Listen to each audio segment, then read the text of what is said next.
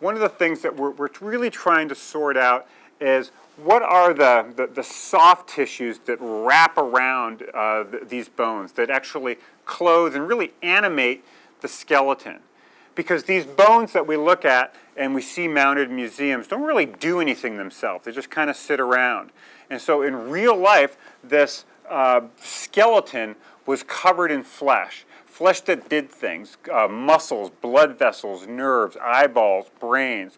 And so if we really want to figure out what these guys did in life, we need to flesh them out in some literal sense.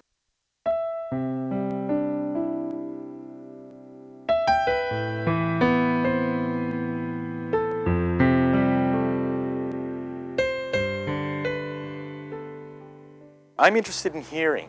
I want to be able to discover how extinct animals like Nanotyrannus, this little small species of Tyrannosaurid, how they were able to perceive sound. By comparing the anatomy of living organisms like alligators and birds who are relations to this dinosaur, I can reconstruct the conformation, the anatomy of the middle ear, things like the tympanum, where the eardrum would sit.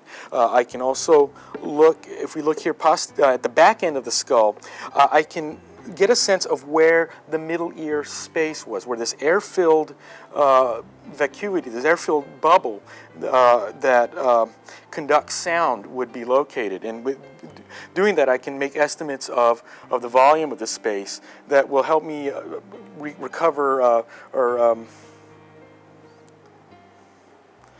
that will help me estimate how this space performed as a sound conductor. What I research is the circulatory system, and I seek to answer questions of dinosaur physiology. And one way to do that is to study their extant relatives, being birds, as this turkey and this alligator. And I inject their arteries and veins with a latex solution and CT scan them. And that gives me the ability to digitally dissect the specimens and investigate how their vasculature interacts with their bones and if there are any special features in certain areas. It's probably fair to say that we were one of the first labs here at Ohio University that really started making these kind of comparisons. Very often the world of biology and paleontology were very separate. We've got the heads and skulls of all kinds of animals.